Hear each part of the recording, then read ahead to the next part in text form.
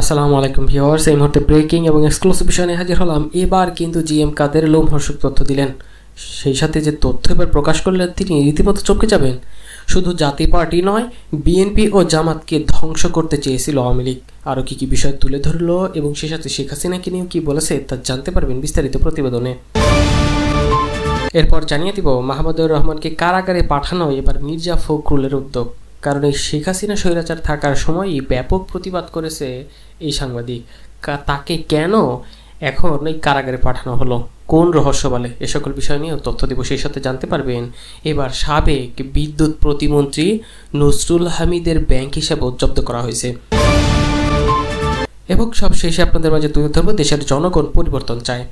এনপিআরকে doctor Yunus এমনটা তথ্য দিয়েছেন। সেই সাথে বলেছেন আমাদের একটি নতুন দেশ নির্মাণ শুরু করতে হবে। নির্বাচনের বিষয়েও কি তথ্য দিয়েছেন মার্কিন সংবাদ মাধ্যমকে তা জানতে পারবেন ভিডিওর শেষ অংশে। এতক্ষণ শুনছিলেন শিরোনাম, এবার বিস্তারিত।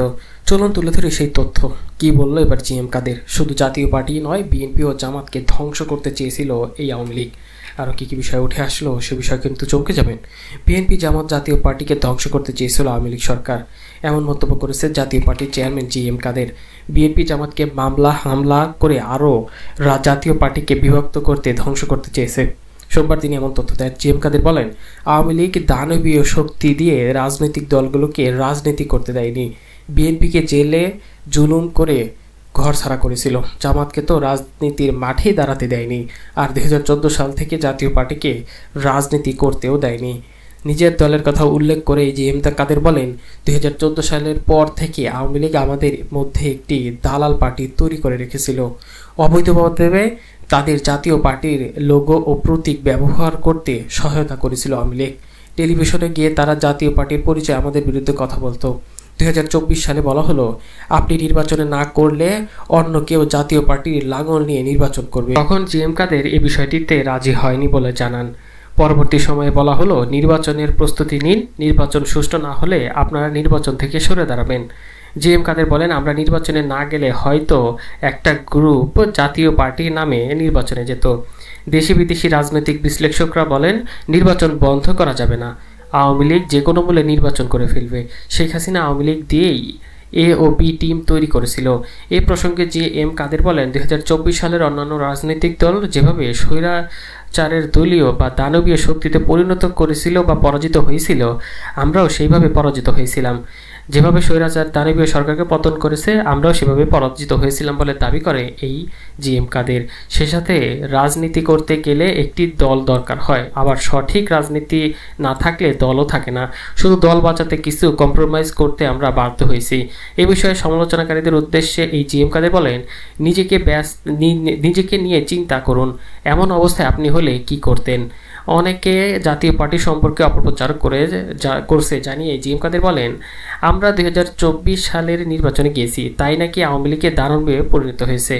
আমরা নির্বাচনে না গেলে কি নির্বাচন হতো না? আমরা নির্বাচনে না গেলে আওয়ামী লীগ কি ক্ষমতাচ্যুত হতো? এই প্রসঙ্গে বলেন এই জিএম কাদের, জাতীয় পার্টিকে জোর করে নির্বাচনে নেওয়া হয়েছে, আর নির্বাচন করে সরকার তো কোথাও বাধাগ্রস্ত হয়নি। সরকার বাধাগ্রস্ত হয়েছে যেহেতু অহংকারের কারণে। 1996, 2001, 2008 সালে ভালো নির্বাচন হলেও দেশ ভালো সরকার পায়নি বলে মন্তব্য করেছেন এই জিএম কাদের। তিনি আরও বলেছেন, ক্ষমতা মানুষকে দুর্নীতিগ্রস্ত করতে পারে, কিন্তু অসীম ক্ষমতা নিশ্চিতভাবেই মানুষকে দুর্নীতিগ্রস্ত করে। আর সেই ক্ষমতা বাড়াতে বারবার সংবিধানকে পরিবর্তন করা হয়েছে। এই সংবিধানের অধীনে সুষ্ঠু নির্বাচন যাকেই ক্ষমতায় বসাবেন তিনি ক্ষমতার জোরে দানবে পরিণত করবে বা বাধ্য হবে। এই জিএম কাদের আরও বলেন, আমাদের সংবিধান এক ব্যক্তির হাতে সব ক্ষমতা দিয়েছে। এই ব্যক্তি নির্বাহী বিভাগ, সংসদ ও প্রায় শতভাগ বিচার বিভাগ প্রধান। সংবিধান সব প্রতিষ্ঠান এক ব্যক্তির হাতে, তাই পদপঞ্জিত সংশোধনীয় বাতিল করে সংবিধানে সংশোধন করতে হবে বলেও জানান এই জিএম কাদের। এদিকে কিন্তু আরেকটি বিষয় উঠে এসেছে, মাহমুদুর রহমানকে কারাগারে পাঠানো মির্জা ফখরুল সহ পিনাকি ভট্টাচার্যেরও ক্ষোভ। কেননা আমাদের দেশ পত্রিকার মাহমুদুর রহমানকে জামিন না দিয়ে কারাগারে পাঠানোর ঘটনাকে উদ্বেগ প্রকাশ করেছে মির্জা ফখরুল ইসলাম ও পিনাকি। মাহমুদুর রহমান দেশের একজন প্রথিতযশা প্রথম সারির সাংবাদিক। তিনি পতিত সরকারি স্বৈরাচার সরকারের আমলে ভয়াবহ নির্যাতন শিকার হয়েছেন। শারীরিকভাবেও তাকে আক্রমণ করে রক্তাক্তও করা হয়েছে। ফ্যাসিবাদের হিংসাত্মক আক্রমণে তাকে দমাতে না পেরে তার জীবনকে বিপন্ন করার চক্রান্তও করা হয়েছে। গণতন্ত্রের পক্ষে সাহসী ও ক্ষুরধারা লেখনীর জন্যই শেখ হাসিনা তাকে ব্যক্তিগতভাবে ধ্বংস করতে চেষ্টা করেছেন। তার বিরুদ্ধে আওয়ামী ফ্যাসিস্ট সরকার বহু মিথ্যা ও রাজনৈতিক উদ্দেশ্যপ্রণোদিত মামলাসহ ফরমাইশি সাজা দিয়ে অকথ্য জুলুম নির্যাতন চালিয়েছে। শুধু তাই নয়, আওয়ামী সরকারের ক্ষমতা রক্তচক্ষুর ভয়ে ভীত না হয়ে নিজ নীতি ও আদর্শ অটল থেকেছেন এই সাংবাদিক। তিনি আরও বলেন, গণতন্ত্র বহুমতের সহাবস্থান ও বিভিন্ন মতের প্রতিশ্রুতি বা প্রতিশ্রদ্ধার নীতিতে বিশ্বাসী এই মাহমুদুর রহমান একজন ভালো সাংবাদিক। আমি কর্তৃত্ববাদী আগ্রাসী আক্রমণের মুখেও তার মাথা নোয়ানো যায়নি। মিথ্যা মামলায় গতকাল তাকে জামিন না দিয়ে কারাগারে প্রেরণের মাধ্যমে তার প্রতি অবিচার করা হয়েছে বলেও ব্যাপকভাবে তথ্য দেয় পিনাকি ভট্টাচার্য, এবং সেই সাথে কিন্তু ফখরুলও এমন তথ্যই দেন। অবিলম্বে মাহমুদুর রহমানের বিরুদ্ধে দায়েরকৃত মিথ্যা মামলা প্রত্যাহার ও নিঃশর্ত মুক্তির দাবিতেও জোরালো আন্দোলন করা হয়। আশা করব বর্তমান অন্তর্বর্তীকালীন সরকার তাকে জামিন দিয়ে গণতন্ত্রের সপক্ষে একজন সাংবাদিকের প্রতি সুবিচার নিশ্চিত করবেন বলেও বলেন এই মির্জা ফখরুল। পিনাকি ভট্টাচার্য কিন্তু তাকে নিয়ে একটি ভিডিও বানিয়েছেন, যেখানে উঠে এসেছে নানা বিষয়, এবং উঠে আসার পর বোঝাই যাচ্ছে মাহমুদুর রহমানকে কতটা নির্যাতনের শিকার করা হচ্ছে। এবং সেই সাথে বাংলাদেশের সংবিধান যেখানে প্রশ্নবিদ্ধ, সেখানে কেন সেই সংবিধানকে বৃদ্ধাঙ্গুলি দেখে এই সাংবাদিককে খালাস দেওয়া হলো না, এমন তথ্য দিয়ে কিন্তু ব্যাপক সমালোচনা করেছে ইউনিশ সরকারের পিনাকি ভট্টাচার্য। এই বিষয়টা কিন্তু আপনারা দেখেছেন। এবং সবশেষে আপনাদের মাঝে তুলে ধরতে যাচ্ছি, সাবেক বিদ্যুৎ প্রতিমন্ত্রীর কিন্তু ব্যাংক হিসাব জব্দ করা হয়েছে। কি তার অপরাধ? সাবেক বিদ্যুৎ জ্বালানি ও খনিজ সম্পদ মন্ত্রণালয়ের প্রতিমন্ত্রী তাকে ব্যাংক হিসাব জব্দ বা স্থগিত করা হয়েছে। একটি আদেশেই জারি করা হয়। এই বিদ্যুৎ মন্ত্রী ব্যক্তিগত ও ব্যক্তিগত মালিকানাধীন প্রতিষ্ঠানের ব্যাংক হিসাব স্থগিত থাকবে। আগামী 30 দিন এসব হিসাব কোনো ধরনের লেনদেন করতে পারবে না। লেনদেন স্থগিত করার এই নির্দেশের ক্ষেত্রে মানি লন্ডারিং প্রতিরোধী বিধিমালা সংশ্লিষ্ট ধারা প্রযোজ্য হবে বলেও চিঠিতে বলা হয়। চিঠিতে তার নাম, জাতীয় পরিচয়পত্রের তথ্য দেওয়া হয়েছে।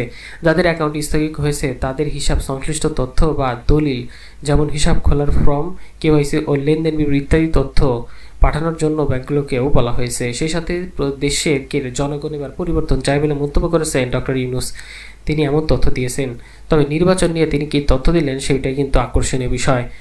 মার্কিন সংবাদ মাধ্যমে তিনি কি তথ্য দিলেন, অন্তর্বর্তীকালীন সরকারের মেয়াদ কতদিন হবে তা নিয়ে নানা কথা হচ্ছে। কেউ বলছে দ্রুত নির্বাচন, কেউ বলছে সংস্কার শেষ করার পরে নির্বাচন হওয়া উচিত। তবে জনগণ আগের মতো অবস্থায় ফিরে যেতে চায় না, পরিবর্তন চায় বলেও জানিয়েছে অন্তর্বর্তী সরকারের প্রধান উপদেষ্টা ডক্টর মোহাম্মদ ইউনূস।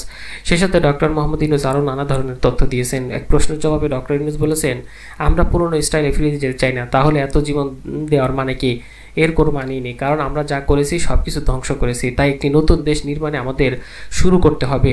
আগস্টের শুরুতে ছাত্র জনতার বিক্ষোভের মুখে প্রধানমন্ত্রীর পদ থেকে পদত্যাগ করে ভারতে পালিয়ে যান শেখ হাসিনা। ওই সময় ডক্টর ইউনূস গ্রীষ্মকালীন অলিম্পিকে যোগদান করার প্রেক্ষিতে প্যারিসে অবস্থান করে প্রায় 5000 মাইল দূরে থেকে এসব ঘটনা দেখছিলেন। শেখ হাসিনা রাজনৈতিক প্রতিহিংসার শিকার হয়ে তিনি তখন অর্থ আত্মসাতের অভিযোগে বাংলাদেশের সম্ভাব্য কারাবাসের ঝুঁকির মধ্যে ছিলেন।